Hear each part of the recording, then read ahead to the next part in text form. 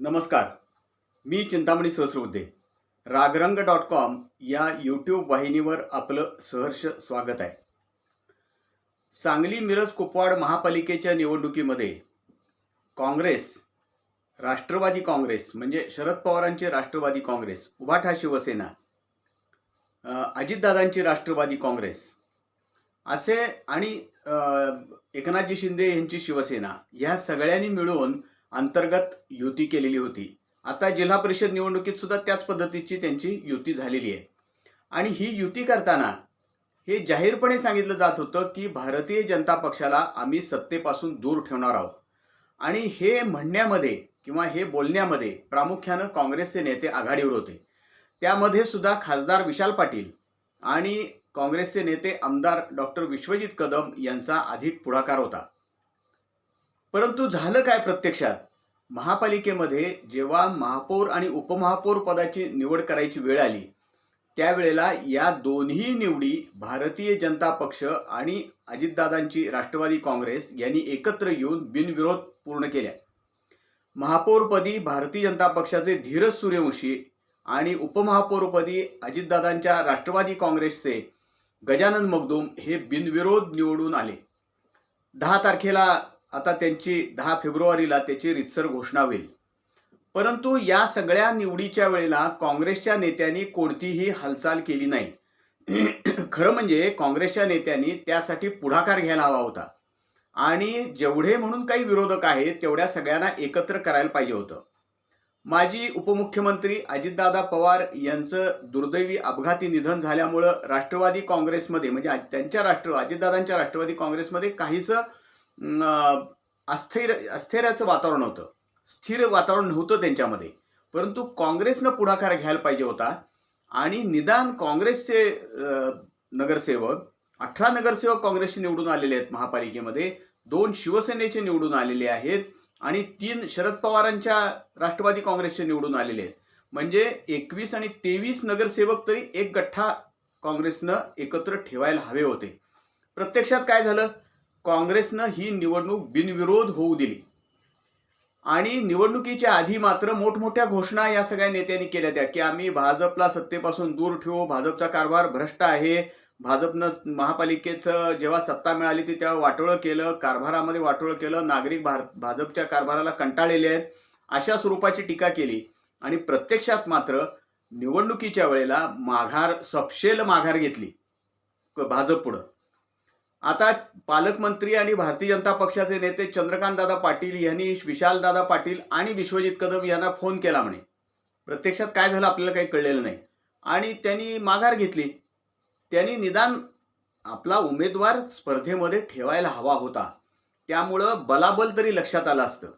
18 नगरसेवक काँग्रेसनं निवडून आलेले आहेत सांगली मिरज कुपवाड महापालिकेमध्ये. ही काही कमी संख्या नाही आहे.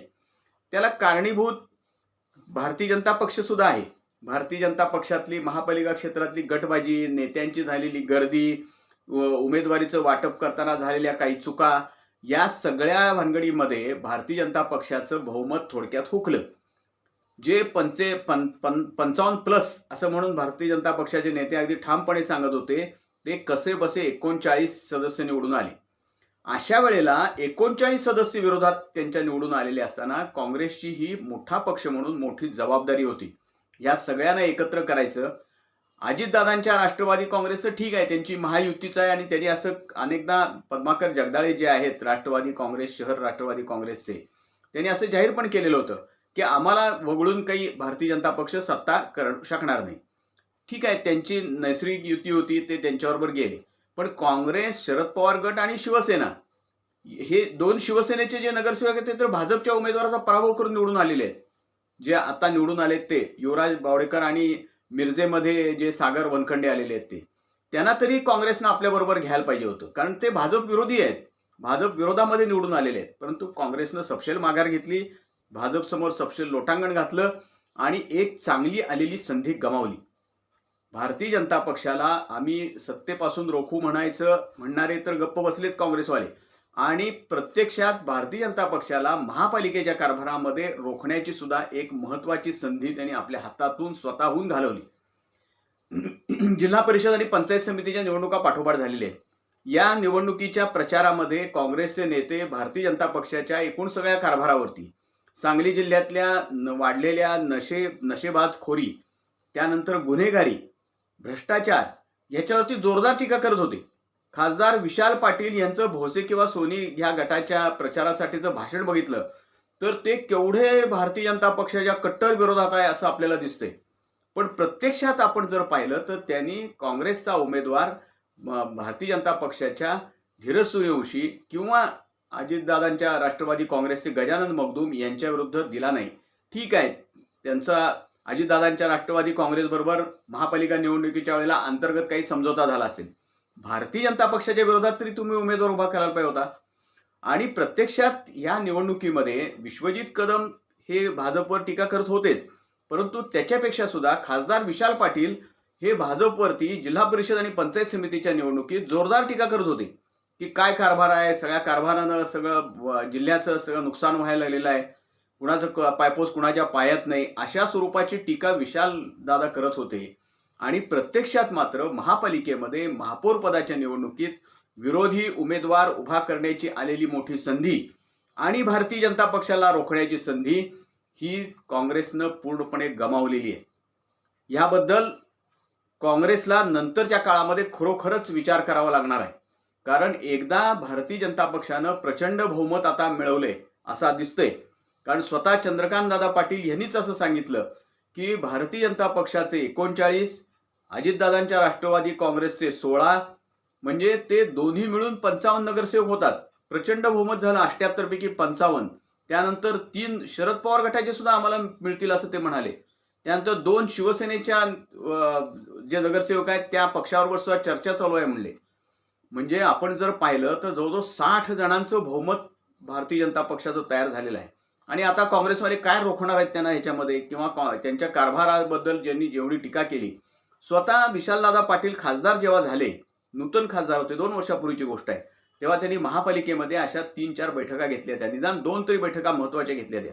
आणि एकूण सगळाच कारभार, पाणी पुरवठ्याचा कारभार असेल, घनकचऱ्याचा विषय असेल, या विषयावर त्यांनी अधिकाऱ्यांना आणि प्रशासनाला अक्षरशः धारेवर धरलेलं होतं. पुढं काय झालं त्याचं? काहीच झालं नाही पुढच्या काळामध्ये.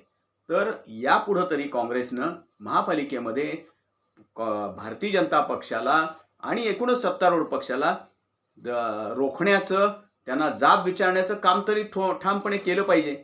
आणि ती सुरुवात महापौर पदाच्या निवडणुकीपासून झाली असती, पण ती संधी तर आता गमावलेली आहे. निदान पुढच्या काळात तरी विरोधी पक्षनेता सक्षम निवडून आणि विरोधी पक्षनेत्याला संपूर्ण अधिकार बहाल करून महापालिकेच्या सभागृहामध्ये त्यांनी त्या पद्धतीनं काम केलं पाहिजे, करायला सांगितलं पाहिजे. अजून काँग्रेसचा विरोधी पक्षनेता आणि गटनेता सुद्धा निवडला गेलेला नाही. 2 उमेदवार म्हणजे मंगेश चव्हाण आणि फिरोज पठाण यांच्यामध्ये रस्सीखेच चालू आहे. ती प्रत्यक्षात असं म्हणतात की नेत्यांमधलीच रस्सीखेच आहे. त्यामुळे ह्या गांभीर्यानं काँग्रेसनं पाहिलं पाहिजे ह्याच्याकडं. महापालिका क्षेत्रामध्ये भारतीय जनता पक्षाच्या चुकांमुळे तुम्हाला जरी 18 जागा मिळाल्या असं आपण म्हणलं तरी सुद्धा लोकांनी तुमच्यावर विश्वास दाखवलेला आहे. 18 जागा त्या पक्षाला मिळालेल्या आहेत. ही खूप चांगली कामगिरी आहे खरं म्हणलं तर काँग्रेसची तुलनेनं. म्हणजे कुठली साधनं किंवा हे नसताना सुद्धा 18 जागा महापालिकेमध्ये निवडून येणं ही चांगली गोष्ट आहे. परंतु त्याचा सदुपयोग काँग्रेसच्या नेत्यांनी निदान पहिल्या फेरीमध्ये तरी केलाय असं दिसत नाही. यापुढच्या काळात त्यांच्याकडून महापालिकेमधल्या एकूण कारभारामध्ये सुधारणा व्हावी. लोक त्रस्त आहेत महापालिकेच्या कारभारामुळे. पाणी पुरवठ्यापासून, रस्त्यांपासून, धुळीपासून, कुत्र्यांच्या हल्ल्या, स्वतः विशालदादा म्हणतायत रस्त्यात कुत्री हल्ले करतायत म्हणून. पण हे तुम्ही नुसतं बोलून उपयोग नाही, त्याच्याकरता तुम्ही ठामपणे उभं राहिलं पाहिजे. काँग्रेस पक्षानं ठामपणे उभं राहिलं पाहिजे. आणि अशी एक संधी गमावता कामा नये काँग्रेस पक्षानं. तर त्या बाबतीमध्ये यापुढे अधिक गांभीर्यानं आपण पाहिलं पाहिजे या सगळ्या प्रश्नाकडं. काँग्रेस पक्ष ठामपणे उभा राहील तर लोक त्यांच्या पाठीशी निश्चितपणे उभे राहतील, यात काही शंका मला वाटत नाही. आमचं हे रागरंग.com हे जे यूट्यूब वाहिनी आहे ही आपण लाईक करा, शेअर करा आणि सबस्क्राईब करा. धन्यवाद.